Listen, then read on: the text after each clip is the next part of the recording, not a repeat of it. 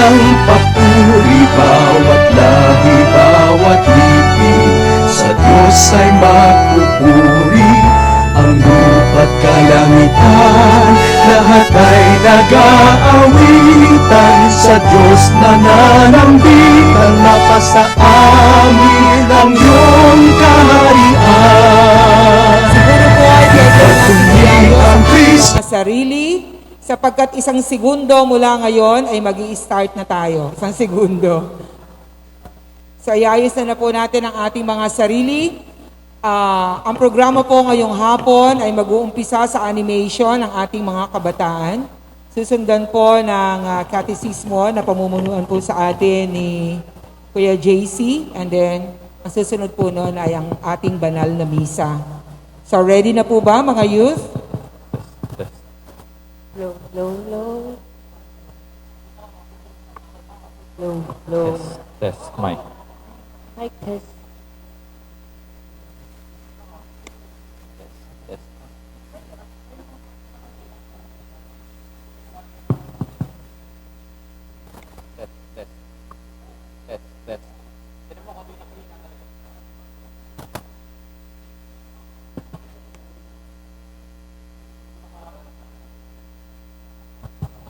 Patuloy po natin i-observe ang social distancing. Huwag po tayo mag-enjoy na tayo tabi-tabi. Alam ko po na medyo na-miss nyo ang isa't isa. Maluwag po ang area ng loob ng simbahan. Pwede po ang natin Kristong Hari, umawit ng papuri, bawat lahi, bawat lipi, sa Diyos ay magpupuri. Ang lupa't kalangitan, lahat ay nag-aawitan, sa Diyos nananambitan, mapasa amin ang iyong kaharian. Ipagpuri ang Kristong Hari, umawit ng papuri, bawat lahi, bawat lipi, sa Diyos ay magpupuri. Umawit ng kagalakan sa kanyang kadakilaan, tambuli ay iyong hipan, Kristong Hari, ating parangalan. Ipagpuri ang Kristong Hari, umawit ng papuri, bawat lahi, bawat lipi, sa Diyos ay magpupuri. Ang lupa't kalangitan. Sa loob ng 500 taon, mas lalong naging maningning at makabuluhan ang pananampalataya nating mga Katoliko. Sa biyayang ito ng pananampalataya, nakilala natin ang halaga ng buhay at kung papaanong gumagalaw ang Diyos sa ating buhay. Sa ating bansa, 500 taon na tayong sumasamba at nagpupuri sa Diyos, ang Hari ng Sanlibutan. Sa taong ito, hindi lamang natin patuloy na pinararangalan si Kristo bilang Hari ng Sanlibutan, kundi nagpapasalamat tayo sa biyaya ng pananampalataya. Kaya nga, halina at balikan natin ang masagana at hitik na biyaya na ating pinaghandaan at inalala mula taong 2013 hanggang taong 2021. Sa isang animation na inihanda ng kabataan na pinamagatang Kay Kristong Hari ang aming puso at katapatan. 2013, Year of Faith, and 2014, Year of the Laity. Music, Gifted to Give, lyrics by Archbishop Socrates Villegas, music by Maestro Ryan Cayabyab, and arranged by Mr. Marvin Carrido.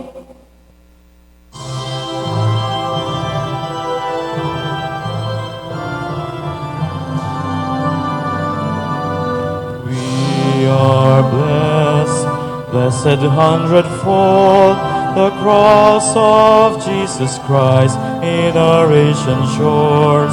Is now 500 years, cherished gift to hold. He has given us faith, a gift to love, and to share.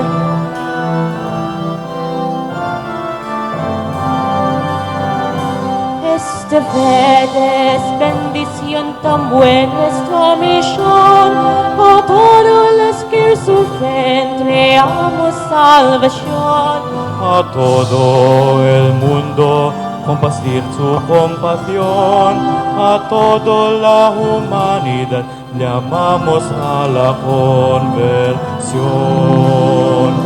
Tayo'y may katungkulan at mananagutan na ang kapwa'y akayin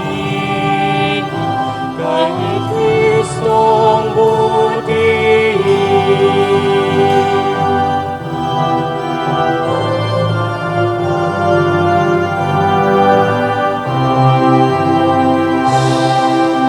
2015, Year of the Poor. Music, We Are All God's Children. Composer, Miss Jamie Rivera. And music by Mr. Noel S. Penida.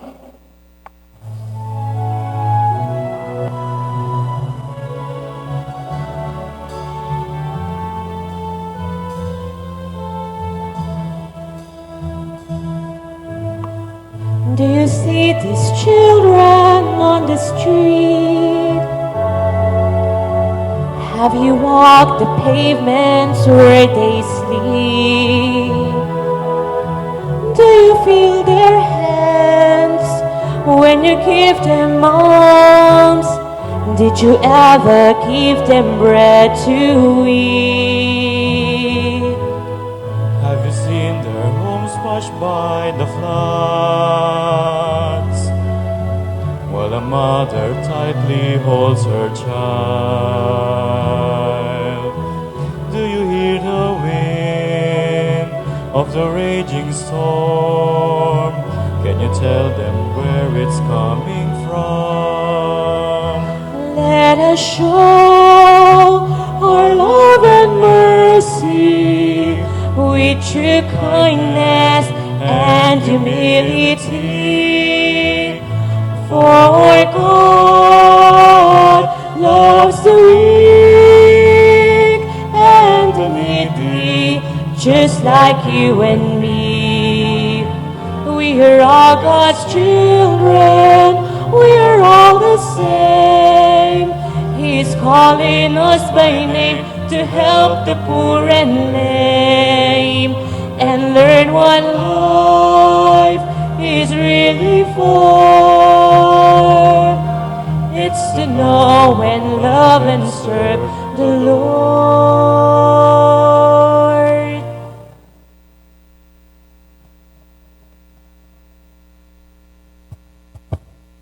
(2016) Year of Family and Eucharistic Celebration. 2017, Year of the Parish as Communion of Communities. Music, Tell the World of His Love. Words and music by Trina Bellamide.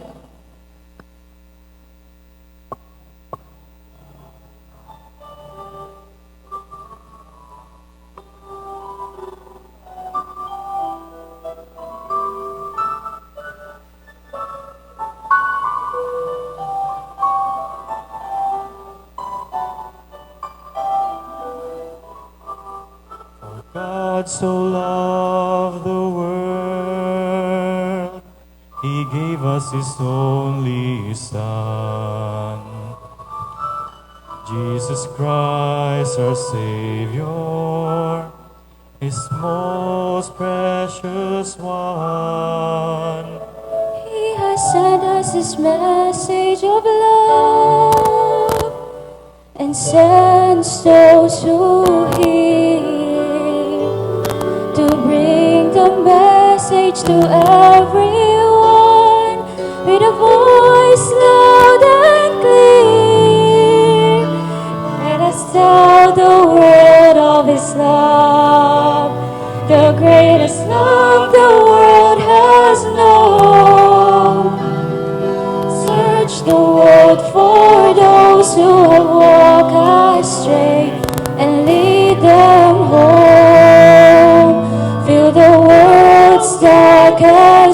corners with His light from up above. Walk every step, every mile, every road, and tell the world of His love.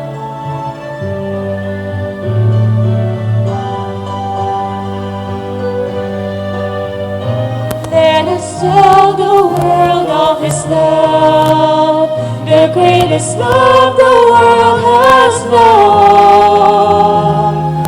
Search the world for those who have walked astray and lead them home. Fill the world's darkest corners with His light from up above. Walk every step, every mile, every road, and tell the world of His love. Tell the world, Tell the world of His love. tell the world of His love. Tell the world of His love.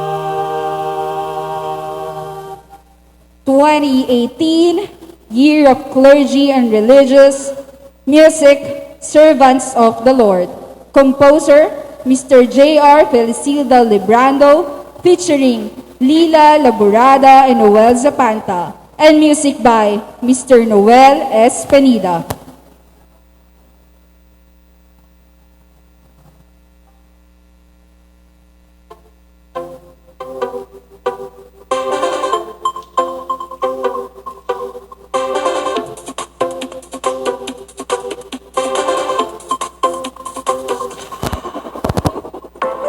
In this restless journey of faith, Mary, our mother, let us emulate on this noble road that we take.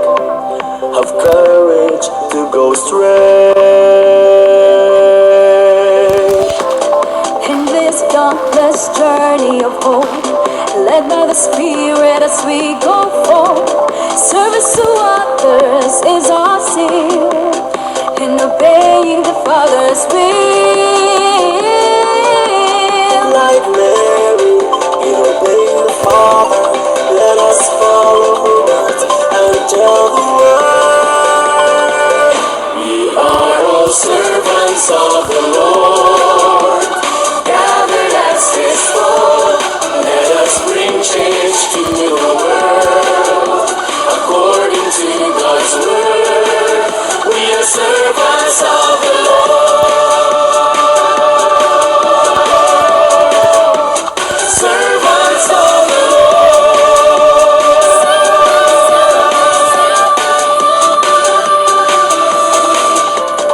In this end.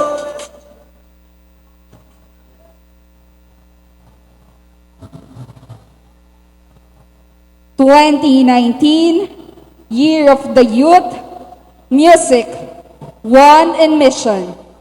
Composer Mr. Gino Buizon.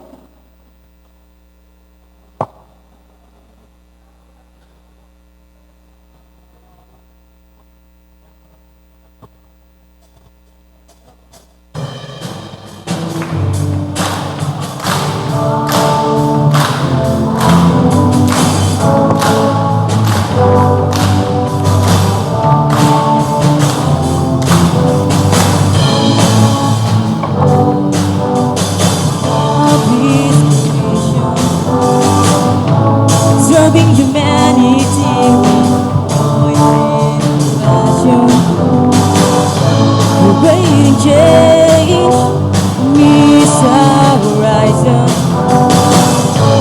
building a brighter future, youthful passion. Let us sing and dance for the Lord, to this melody, uniting His nation, one in faith, hope and charity.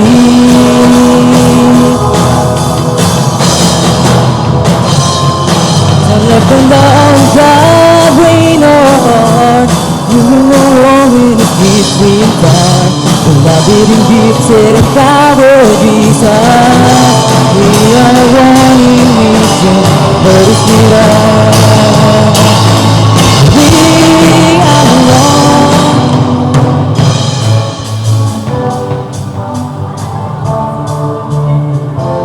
2020, Year of Ecumenism and Religious Dialogue. Music, To See God's Face. Composer, Gurley Arao and Aristotle Gonzalez. And music by Rufa Castellano.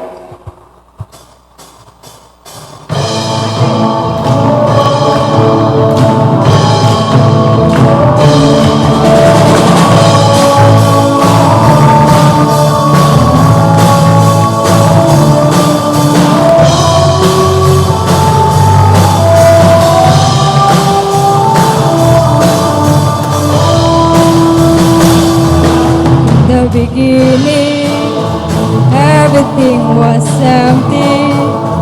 God created all things to make people happy. But time flies.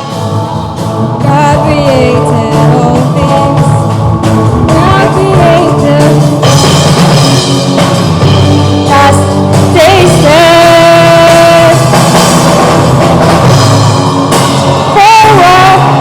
To be an instrument of God's love, I live in His word.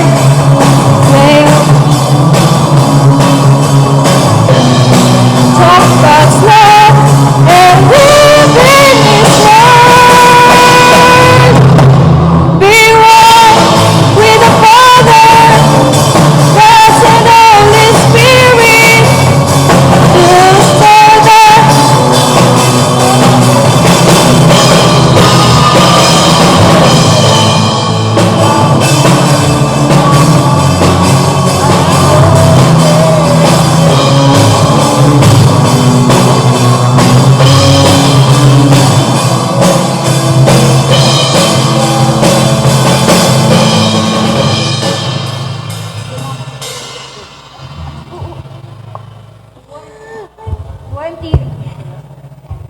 Twenty 2021, Year of Missio ad Agentes. Music, We Give Our Yes.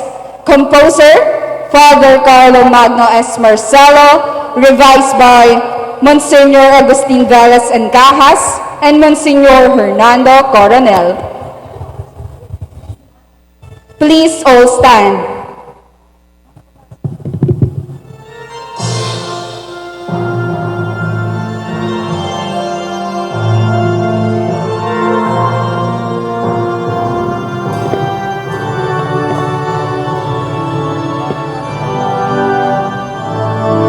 We stand before the grand horizon, 500 years of faith, grateful today. We bear the gift of mission, totally yours, we give ourselves, faithfully yours until the end, to your mission, Lord, we give our yes. Kami hahayo, iba't ibang dako, hatid ang iyong salita at paglilingkod. Inang Maria, ang siyang gabay na mitlugod, lalaganap halap ng iyong misyon. Makakados na katuigan, mapasalamat tungod sa pagtuon. Misyong talangka imong kasa, kaugalingon kanimo lamang, ilahat na mahangtad pamatay sa tawag mo, O Diyos, kami matubag. We are gifted to give and live our gifts, mercy, compassion, justice, and peace. The sign our world today will come to believe is the love we had more than all.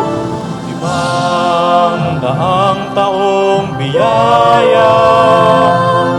Salamat, Salamat, salamat, Panginoon.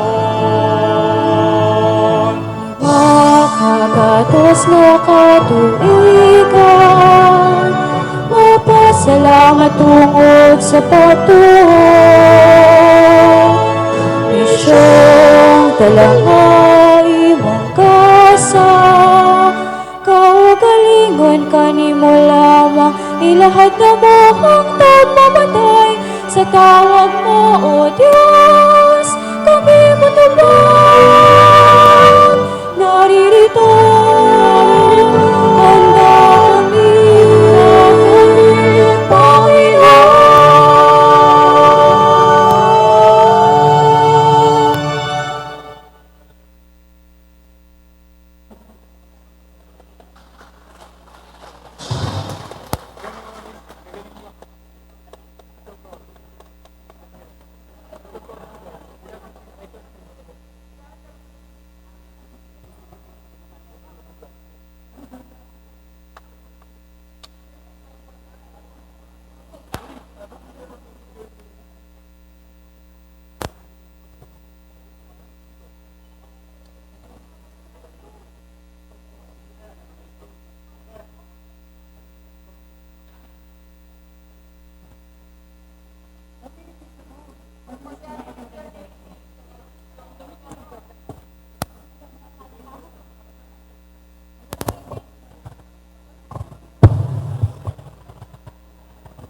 Mic test.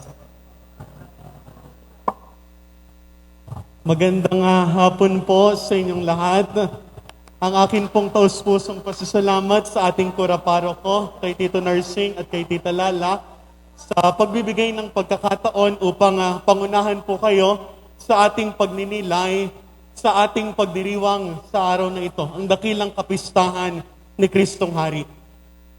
Maikli lang po ito. Yun pong ating pagninilay ay hinango ko sa 3 bahagi. Ngunit bago ko po ibahagi, magandang tingnan po natin, magbalik tanaw po tayo. Bakit ba ang simbahan, ang inang simbahan, ay nagtalaga ng isang partikular na kapistahan tungkol sa pagkahari ni Kristo? So sa pasimula po ay magkakaroon tayo ng brief history kung bakit nagkaroon ng dakilang kapistahan ng Kristong Hari at kagiyatan pong susundan ng ating pagninilay. Ang dakilang kapistahan po ni Kristong Hari ay isang solemneng pangliturhiyang pagdiriwang kung saan atin pong ginugunita na si Kristong Panginoon ay hari ng mga hari at Panginoon ng lahat ng mga Panginoon. So, kaya nga kung uugatin natin, ito'y pangliturhiyang pagdiriwang sa makatwid, ito'y sumasalamin sa isang dimensyon at katotohanan ng ating pananampalataya. Na darating ang pagkakataon sa wakas ng ating pakikibaka dito sa lupang ibabaw, tayo'y haharap sa hukuman ni Kristong Hari. At sa ating pong pagninilay, uunawain natin sa tulong at diwa ng ating pananampalataya kung paano natin paghahandaan ang dakilang araw ng pagharap kay Kristong Hari ng sanlibutan. Para po sa ating background, yun pong Solemnity of Christ the King ay itinatag ni Pope Pius XI noong December 11, 1925. So pakitandaan po, December 11, 1925, nang itatag ang dakilang kapistahan ng Kristong Hari sa pamamagitan ng kanyang encyclical. At yung pong encyclical na yon ay pinamagatang Quos Primas. Sa English po, in the first. Sapagkat yun pong Quos Primas ay nagsimula sa mga salitang in the first encyclical that I wrote. Ganun po kasi kinukuha yung pangalan ng encyclical ng mga Santo Papa, yung unang mga salitang ginamit sa encyclical letter. So, wag na po nating pahabain. Itinatagpo ito ni Pope Pius XI to respond to the growing nationalism and secularism and to be celebrated on the last Sunday of October. Sa original po na bulya o na encyclical ng Santo Papa, ang Kristong Hari ay ipinagdiriwang sa huling linggo ng Oktubre na pinakamalapit sa pagdiriwang ng kapistahan ng lahat ng mga banal.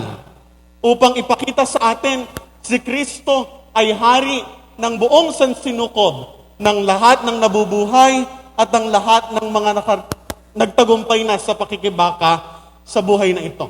Pero magandang tingnan po natin, ang pangunahing dahilan kung bakit ito itinatag ay upang sugpuin at upang maging pananggalang ng simbahan sa secularism and sa secularism and nationalism. Sapagkat nung mga panahon pong ito, nawawala na yung tunay na pagkilala sa Diyos. Ito yung simula kung saan the sense of God is slowly diminishing. Unti-unting bumababa yung pagtanaw natin sa kabutihan at kagandahang loob ng Diyos. Yung pagkilala at pagtanaw ng Diyos, yung banal na pagkatakot ng tao sa Diyos ay unti-unting nawawala. Sapagkat naging masyado ng materialistiko ang tao. We became too materialistic. Nakalimutan natin, hindi lang dito sa buhay, sa lupa, ang dapat nating paghandaan. Let us all remember the very words of Pope John Paul II, Homo Viator. Life is a journey. At ang buhay dito sa lupa ay hindi panghabang panahon. Our life here on earth is temporal. We are looking forward to what is eternal. Kaya nga lang, tila baga sa buhay nating mga tao, mas higit na binibigyang pagpapahalaga ang mga makabundong bagay. At ito'y layunin ng pagdiriwang na Kristong Hari upang ipaalala sa ating lahat, pansamantala lamang ang buhay dito sa mundo. At sapagkat pansamantala lamang ang dapat nating pagsumikapan ay ang mga kayamanan sa kalangitan. Malinaw po yung paalala ng Ebanghelyo ni San Mateo, huwag kayong mag-impok ng kayamanang maaaring manakaw o masira ng tanga. Ang inyong pagsumikapan ay ang kayamanan sa kalangitan. At magandang tingnan po natin kung sa pagkakataong ito, at this very moment, we will be facing the judgment of Christ the King. Ano kaya ang magiging hatol sa akin? Kung sa pagkakataong ito'y lilitisin tayo ni Kristong Hari ng sanlibutan, ako kaya'y mapapasama sa kalangitan o ako'y mapapasama sa mga taong parurusahan sa kanilang mga nagawang kasalanan. Next po. Pero nung nagkaroon po ng reform brought about by the Second Vatican Council, si Pope Paul VI po in 1969 ay nagkaloob sa simbahan ng bagong liturhiyang pangkalendaryo. So nag-revise po ang liturgical calendar at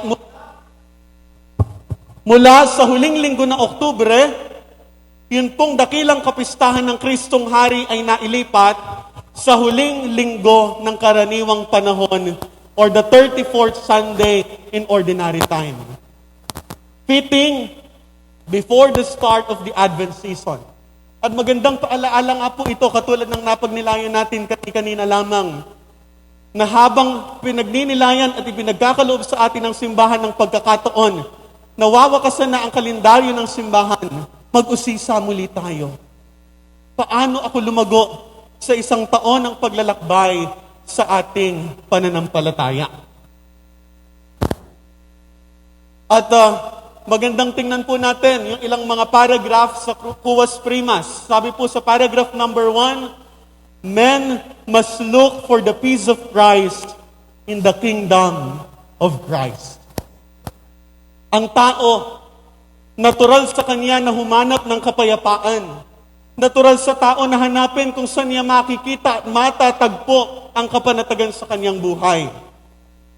Ngunit tila baga sa paghahanap natin ng kapayapaan, sa paghahanap natin ng kapanatagan sa buhay, hinahanap natin ito sa maling pamamaraan. Ang tunay na kapayapaan ay makakamit lamang natin sa kaharian ni Kristo. Sa filosofiya po, ang sabi ni Santo Tomas de Aquino, the way to happiness is through virtues. Magaganap lamang daw, mapapasa atin ang tunay na kaligayahan sa pamamagitan ng paggawa ng mga mabubuting bagay. Ngunit nalilimot natin na sa paggawa pala ng mabuting bagay, natin matatagpuan ang kapayapaan at paghahari ng Diyos. Kaya nga po itong pagdiriwang ng dakilang kapistahan ni Kristong Hari ay paalala sa ating lahat. Hanapin lagi si Kristo. Hanapin ang kaniyang kapayapaan. Hanapin ang kaniyang kaharian. May parte po sa Ebanghelyo ni San Mateo na inaawit natin kapag tayo pinagkakaroon ng mga Bible studies, Bible sharings. Seek ye first the kingdom of God and His righteousness, and all these things will be given unto you. Kung atin lamang masusumpungan si Kristo at ang kanyang kaharian, ang tunay na perlas na mahalaga, mag-uumapaw tayo sa kagalakan, kapayapaan ang siyang mananatili at mamamayani sa ating buhay. To continue, when once men recognize, both in private and in public life, that Christ is King, society will at last receive the great blessings of real liberty, well-ordered peace, well-ordered discipline, peace, and harmony. In short, kung kikilanlanin lamang natin sa ating personal at pangkomunidad na pamumuhay na si Kristo ang Hari, ang lahat ay magiging maayos. Ang lahat ay magiging payapa at panatag. Kaya nga po hayaan ninyo na sa paninilay natin sa hapong ito, ang maging gabay po natin ay yung matandang awitin na naririnig nating lagi tuwing Kristong Hari. Habang ang Santisimo Sakramento ay ipinapaseo, ipinuprosesyon sa kanyang parangalan. Ito po'y umaalingaw-ngaw na awit ng Santa Iglesia. Christus vincit, Christus regnat, Christus imperat. Christus vincit, Christus regnat, Christus imperat. Ako po'y magtatanong lamang. Alam ko po, lalo na yung mga nasa pwestong gulang, alam na alam yung pagkanta nitong matandang awitin ng simbahan. Ngunit alam po ba natin yung kahulugan ng tatlong phrases na ito?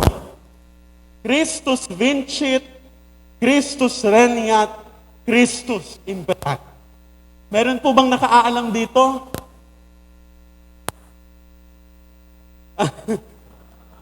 Sisters, alam po ba natin yung Christus vincit? Sige po, mayroon po ba any volunteer? Sige po, sirit na daw. Sabi ni Tita Lala, isa-isahin po natin. Next slide po. Bigyan ko po muna kayo ng background dito. Ano po, bakit ba kinakanta itong Christus vincit? Ito pong Christus vincit ay hango sa isang buong sentence. At ito po yung sinasabi, Christus vincit, regnat imperat, ab omnimalo plement suam defendant. Sa English po, ito, pakitandaan po, Christ conquers, reigns, He commands. May He defend His people from all evil. So sa tuwing kinakanta pala natin, yun yung kahulugan. Christus vincit. Si Kristo'y nananaig. Si Kristo'y sumasakop. Christus regnat. Si Kristo'y nagahari. Christus imperat. Si Kristo'y nag-uutos. At maganda, tingnan natin. Ano yung kahulugan nito? Hindi lang sana inaawit. Hindi lang sana verbalizing these words. It should resonate in our hearts and thus make us better disciples of Christ. Kung kayo po'y mapupunta sa Roma, sa Vatican, meron po doong isang mataas na tower. Ang tawag po doon ay obelisk. At ito pong si Pope Sixtus V ay ipinukit niya sa obelisk yung katagang Christus Vincit, Christus Regnat, Christus Imperat. At ito po'y paalala din sa atin kung paano si Kristo'y sumasakop, nagahari at naguutos sa pamamagitan ng banal na Eucharistia. If you're familiar with Saint Peter Julian Amard, the founder of the Congregation of the Blessed Sacrament, yung SSS, yung pong kongregasyon ng ating mahal na obispo, siya po'y nagkaroon ng magandang pagninilay sa awiting Christus Vincit, Regnat at Imperat. At yun po yung ilan sa mga puntong ibabahagi ko sa hapon pong ito. Una, Christus Vincit, Christ conquers.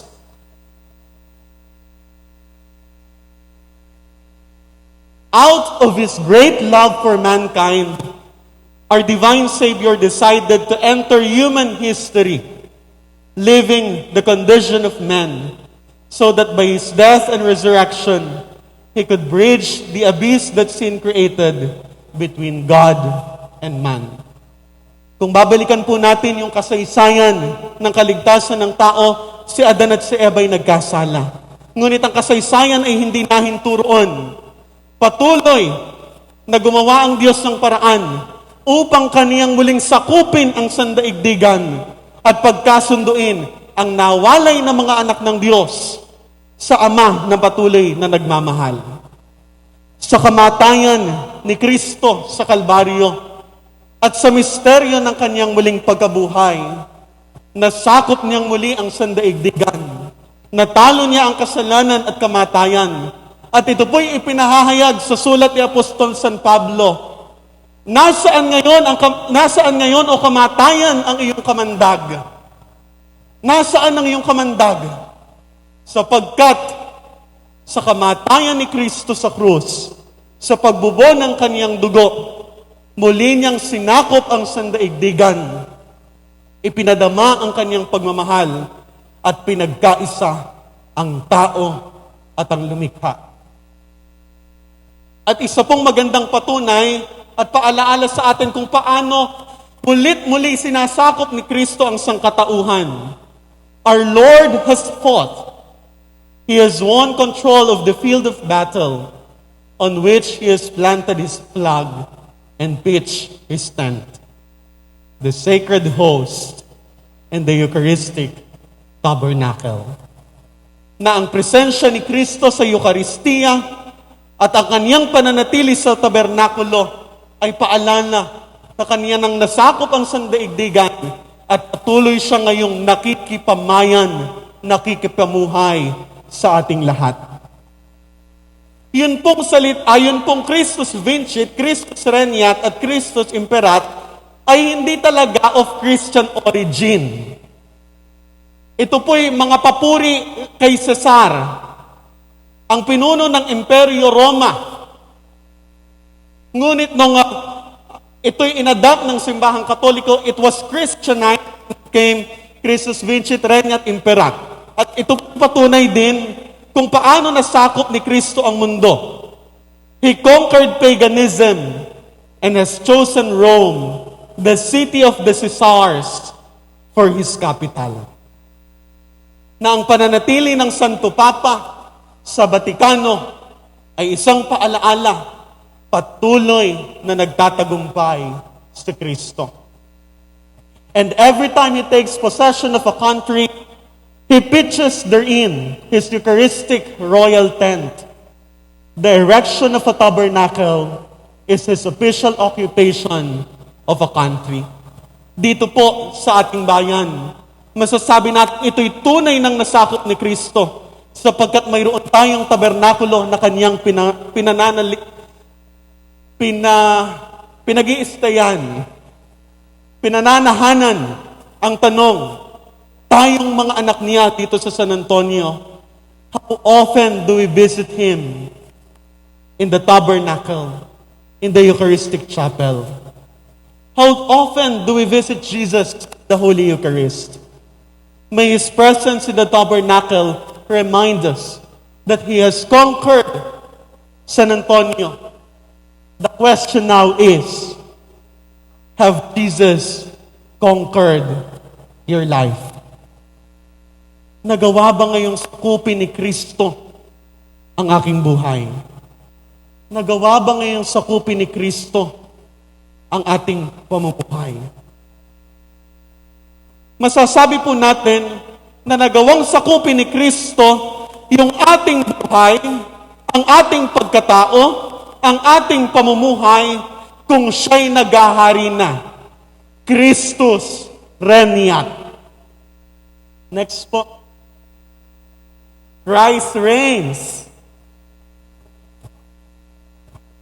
At magandang tingnan po natin, Jesus does not rule over earthly territories, but over souls. At ito po'y ipahahayag at ipinahahayag sa atin ng Ebanghelyo sa araw na ito. Ang kaharian ko'y hindi sa lupa.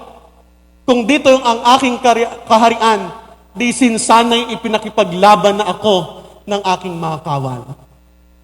Kingdom of God is not on earth, but is ang kaharian ni Kristo ay hindi sa lupa, hindi pang kalupaan, ngunit nasa lupa. Yun po'y dasal natin kay Kristong Hari. Si Kristo ay naghahari in the spiritual aspect of our lives. And He does so through the law of charity and of love. Pinamumunuan, pinaghaharian ni Kristo ang lahat sa pamamagitan ng batas ng pag-ibig. The law of charity and the law of love. Maganda po ipaalala uli sa atin ng dokumentong Quas Primas. Christ must reign in the wills and hearts of men. Na si Kristong Panginoon dapat maghari sa ating pagpapasya at sa ating mga puso sa lahat ng ating ginagawa. Kaya nga, magandang tingnan natin, ano ba yung batayan para masabi natin na si Kristo ay naghahari na sa ating puso at sa ating buhay? The question now is, what will be the center of my heart? Sinasabi po dito that whatever is the center of your life, that is your God. If hatred is in your heart at the moment and it triumphs, then hatred is your God. Kung galit at sama ng loob ang nananatili sa ating puso, iyon ang pinapanginoon natin. At ang paalala po sa atin, huwag galit, sama ng loob, huwag pag-iimbot, huwag kasalanan ang manatili at manahan sa ating puso, kundi si Kristo. Diba? Next po. Kaya nga po, kung babalikan natin yung lumang tipan, isa sa mga hari sa lumang tipan ay si Haring Asa. At ano po ang sabi ni Haring Asa? Let God be the center of your lives.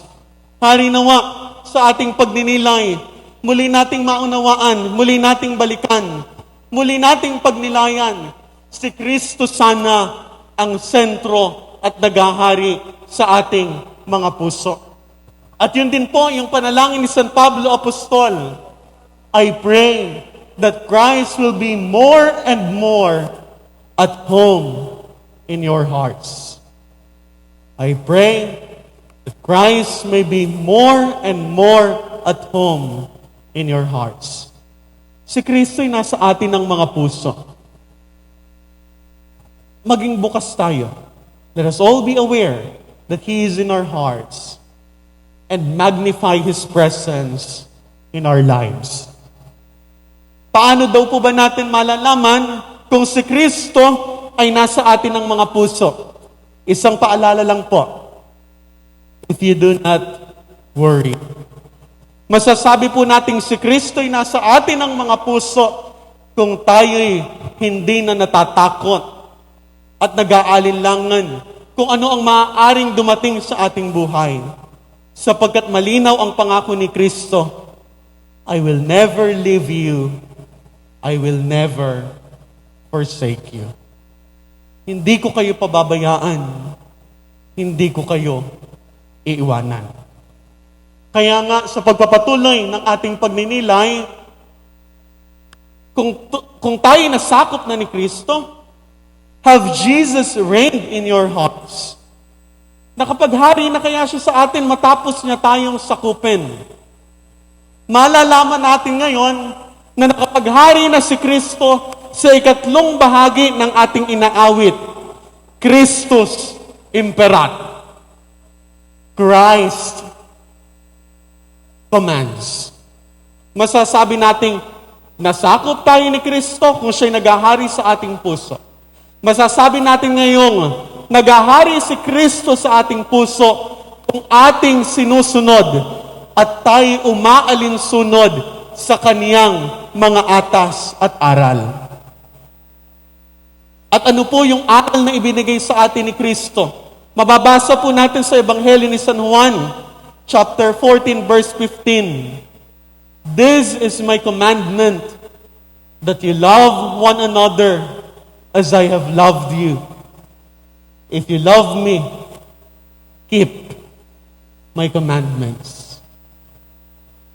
Minahal tayo ni Kristo at patuloy tayong minamahal ni Kristo. Ang hamon, gantihan din natin ang pagmamahal na tinanggap natin sa Kanya sa pamamagitan ng pagsunod sa Kaniyang mga atas. Bago po umakyat si Kristong Panginoon sa kalangitan, ibinigay po niya yung great mandate.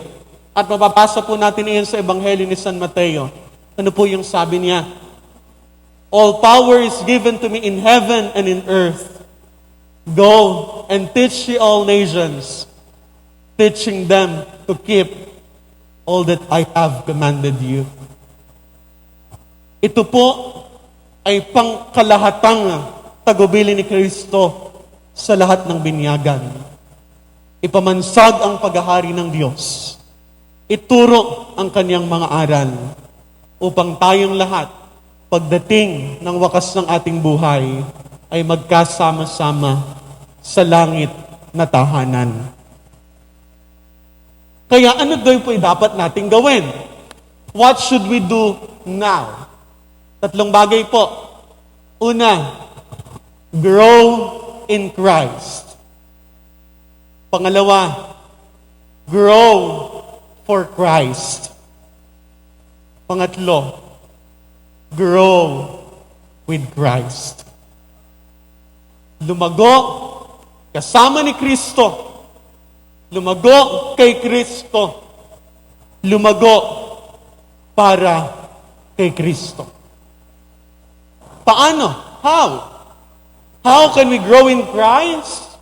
How can we grow for Christ? And how can we grow with Christ? Tularan ang naging halimbawa ni Kristong Hari. Promote selfless love and service. At ito po yung halimbawa ni Kristong Panginoon. Walang hanggang pagmamahal, walang hanggang pag-unawa, walang hanggang pagpapatawad. Hindi pagiging makasarili, hindi pagiging mapag-imbot. May kasabihan po tayo sa English, you can give without loving. You can forgive without loving. You can share without loving. But when you love, you cannot but do to forgive, to love, to share, and to care. Kaya nga po, I will give some practical life situations on how we can promote selfless love and service. Una po, strive for growth, and not simply change. Huwag lang magbago. Sa pang-araw-araw na buhay natin, hindi lang dapat ang hinahangad nating pagbabago. Ang dapat nating hangarin ay paglago. Bakit po? Mayroong mga nagbabago mula sa pagiging mabuti, nagiging masama.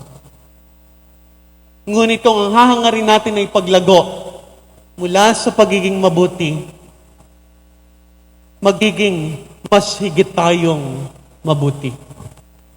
Let us be the best version of ourselves compared to yesterday. May magandang sinabi po dito si Father Jerry Orbos. Ano ang sabi niya? God calls us to be better, not to be bitter. Pakitingnan nga po yung katabi ninyo kung mukhang ampalaya. Ang Kristiyano hindi dapat mukhang ampalaya. Ang Kristiyano ay dapat katulad ni Kristo. Remember, we are not called to be bitter. We are called to be better. Pakitaas po yung kanang kamay. Pakitapik po yung inyong balikat at pakisabi, I will be better. Yun po ang hamon ni Kristong Hari sa ating buhay. Pangalawa, participate and not simply belong. Hindi sapat na narito tayo o hindi sapat na tayo nasa isang partikular na lugar. Ang mahalaga, tayo nakikiisa, nakikibahagi. At yun po yung layunin ni Papa Francisco sa lunsad ng Synod on Synodality. Makibahagi tayo sapagkat tayo bahagi ng katawan ni Kristo. Marahil sasabihin natin, wala akong maibabahagi. Wala akong ma-share. Wala akong maipagkakaloob. Ngunit umaalingaw-ngaw ang paalala ng ikalawang konsilyo plenaryo ng Pilipinas. Walang mayaman na walang pangangailangan.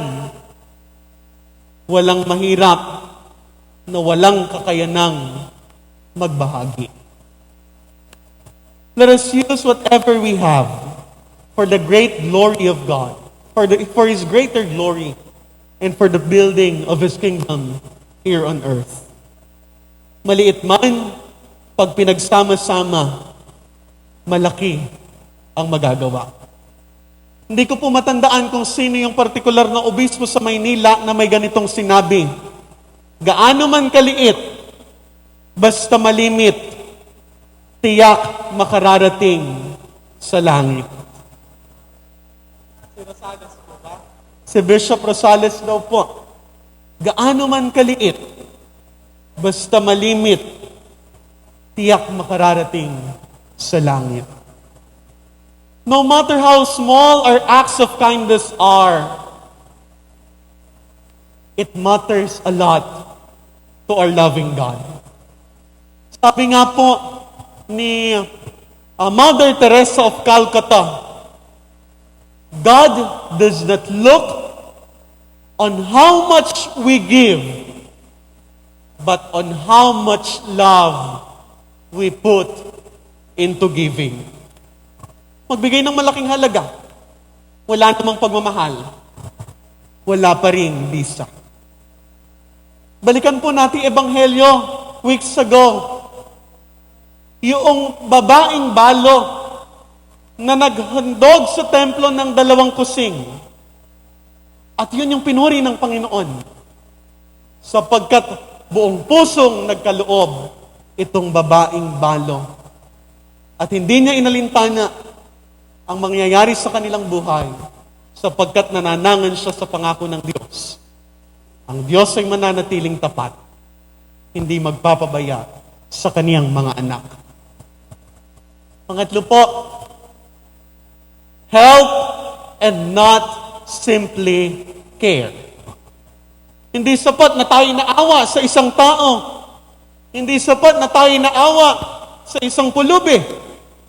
Hindi sapat na tayo naawa sa isang nangangailangan. Kung nahinto sa awa ang ating pakikitungo. Yung awa na nararamdaman natin para sa ating kapwa na nasa mas masahol na kalagayan sa atin ay dapat magbunsod sa atin upang sa kanila'y magmalasakit at gumawa ng mabubuting bagay. Kaya lang, malungkot pong katotohanan, yung ibang mga Katoliko, andun lang sa stage, kawawa naman. Pag nag-initiate na ang inang simbahan ng mga programa upang tulungan ang mga nangangailangan, andun pa rin, kawawa naman. Ayaw magbigay, natatakot, mawalan. Magandang tingnan po natin, ang biyaya ng Diyos ay patuloy na dumadaloy. Kung yung palad po natin ay titiklop at ating isasara, ang biyaya ay hindi makadadaloy.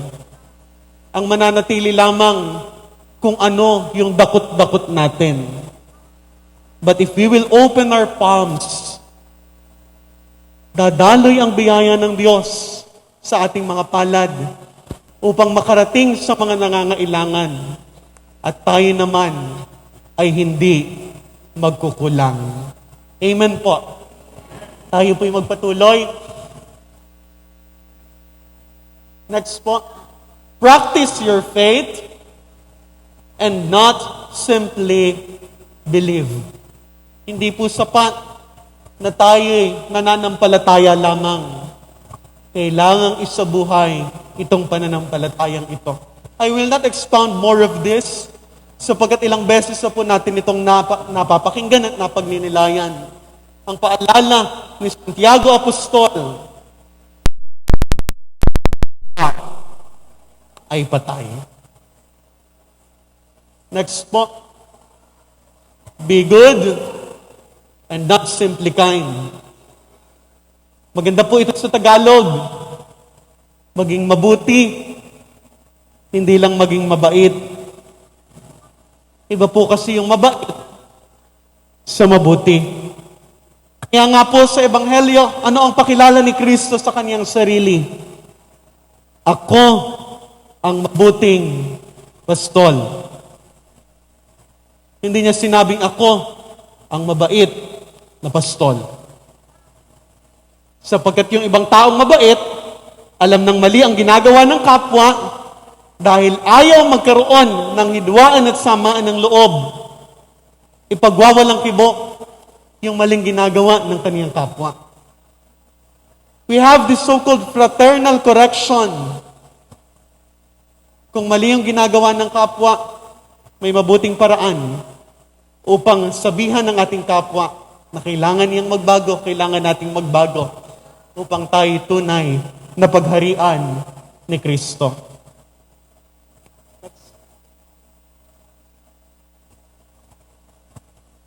Reconcile and not simply forgive. Makipagkasundo, hindi lang magpatawad. Bakit po? Yung iba, pag nagawan tayo ng hindi maganda, sige, pinatatawad na kita. Huwag ka lang magpapakita uli sa akin. Pinatatawad na kita. Huwag mo na lang uulitin. Hindi po yun yung aral ng ating pananampalataya. Hindi yun ang halimbawa na ibinigay ni Kristong Hari nang siya'y mabayubay sa krus ng Kalbaryo.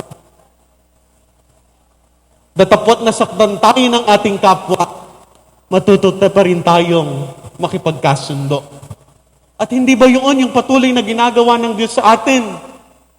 And we should also do with our neighbors. We have the sacrament of reconciliation. Alam ng Diyos na matigas ang ulo ng tao. Alam ng Diyos na uulit at uulit ang tao sa paggawa ng kaniyang mga kasalanan. Ngunit hindi kinikitil ng Diyos ang buhay ng mga nagkakasala. Binibigyan muli at muli ng pagkakataon upang magbagong buhay. At alalahanin, tayo'y tinatawag na mapasama sa kaharian ng langit. Work and not simply dream. Hindi po sapat na may pinapangarap lang tayo. Maganda po yung may pangarap sa buhay. Pero dapat po natin gawin kung ano yung tinatanaw, kung ano yung pinapangarap, pagsumikapan, gumawa ng mga bagay upang ito'y maabot. Ang magandang magpapaliwanag po dito ay yung kasabihan natin sa Filipino, nasa Diyos ang awa, nasa tao ang gawa. Maganda din po yung paliwanag ni San Agustin. Work as if everything depends on you.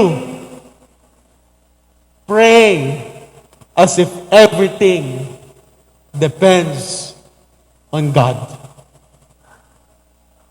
Magtulong tayo. Gawin natin ang ating magagawa. Hingin ng biyaya at pagpapala ng Diyos.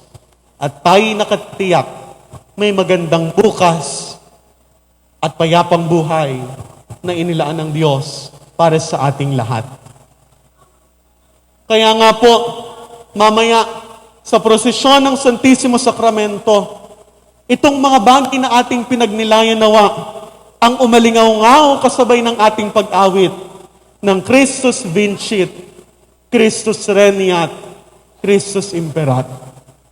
Maging dasal nawa natin, Panginoon, patuloy kang maghari sa amin, patuloy mong sakupin ang aking buhay. Patuloy kang maghari sa aking buhay. At naririto ako, handang tupdin ang mga utos mo. Christus Vincit, Christus Regnat, Christus Imperat. Bilang pagwawakas, ang atin nawang maging panalangin, Christ Jesus, be our King and Lord.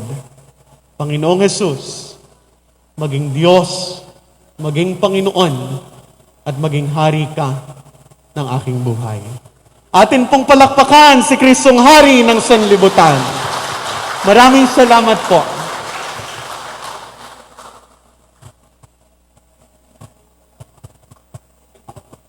Bigyan nga po natin ng masigabong palakpakan para kay Kuya JC. Sobrang ganda po ng kanyang isinyer. At para ma-break naman po ng konti ang ating antok, babalik po ang ating mga kabataan para po magbigay sa atin ng konting energizer.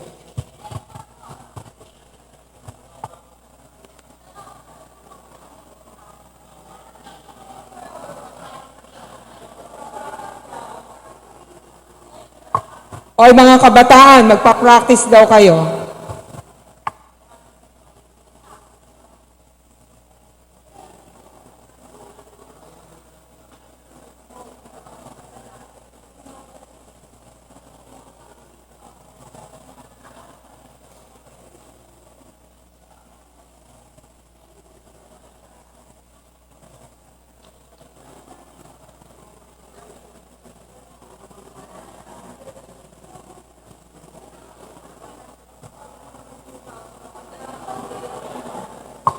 Ang lahat po ay inaanyayahang tumayo para po mawala ang ating antok.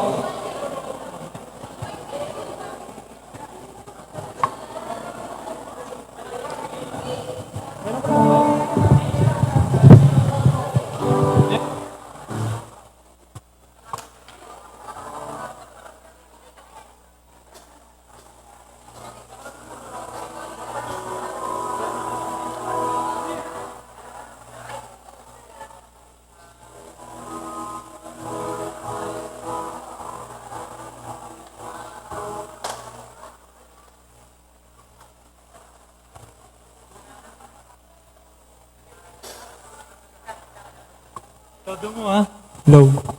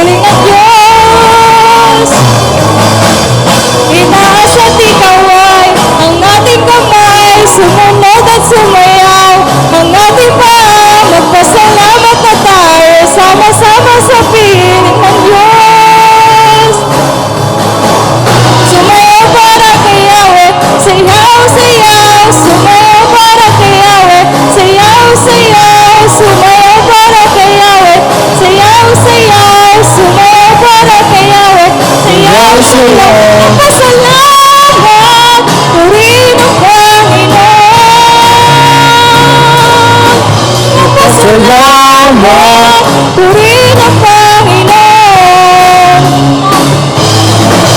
Itaas at ikaway ang ating kamay, sumunod at sumayaw ang ating paa, magpasalamat na tayo, sama-sama sa piling ng Diyos. Sumayaw para kay Yahweh, sayaw, sayaw, sumayaw para kay Yahweh, sayaw, sayaw, sumayaw para kay Yahweh, sayaw, sayaw, sumayaw para kay Yahweh, sayaw, sayaw. Magpasalamat, purihin ang Panginoon. Magpasalamat, purihin ang Panginoon.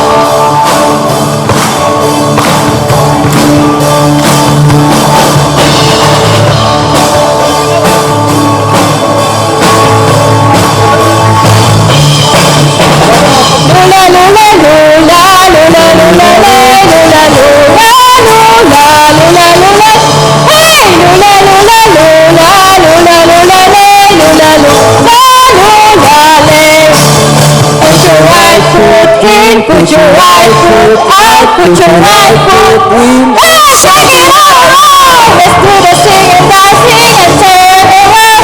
And let us praise the Lord. Lula, lula, lula, lula, lula, lula, lula, lula, lula, lula, lula. Hey, lula, lula, lula, lula, lula, lula, lula, lula, lula. Put your right hip in, put your right hip out, put your right hip in, and shake it all around. Let's do the singing, dancing, and turn around, and let us praise the Lord. Lula, lula, lula, lula, lula, lula, lula, lula, lula, lula, lula. Hey, lula, lula, lula, lula, lula, lula, lula, lula, lula. Put your right hand in, put your right hand out, put your right hand in, and shake it all around. Let's do the singing, dancing, and turn around, and let us praise the Lord.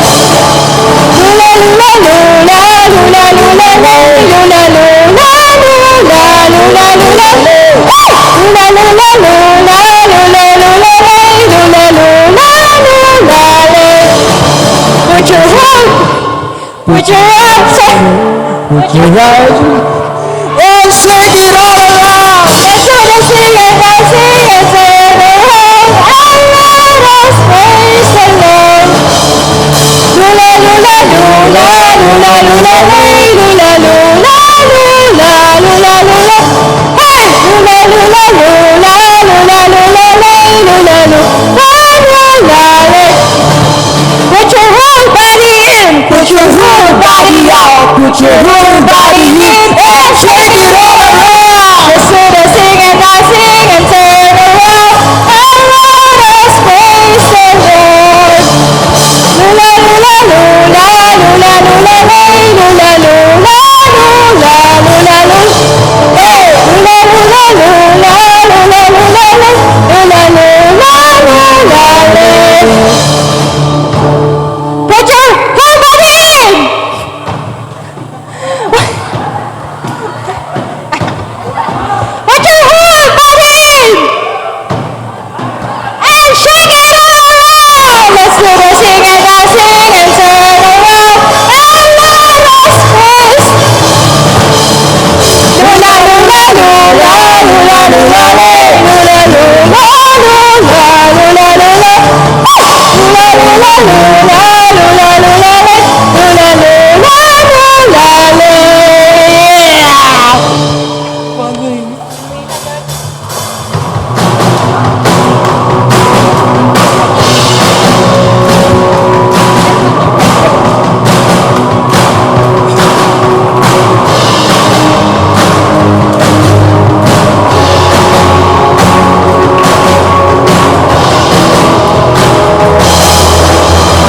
Lay my life down at your feet, 'cause you're the only one I know. I turn to you and you are always there. In troubled times as you I sing, I put your close that all I know. I humble all I am, all to you. Let's go! Why, Jesus, you're the only one that I could live for. Why, Jesus, you're the only one that I could live for.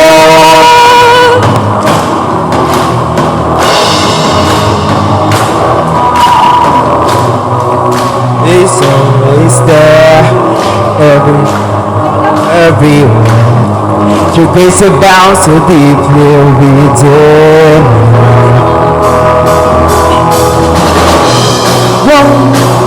The change, yesterday, today, the same. All to you.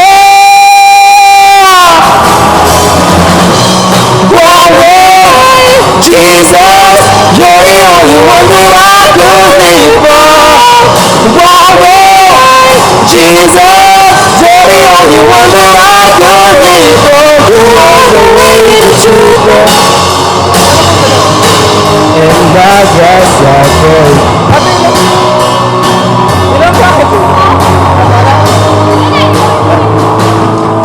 You are the way, the truth, and the light. Believe by faith and not by sight. For you, believe it all for you. You are the way, the truth, and the light. Believe by faith and not by sight. For you, believe it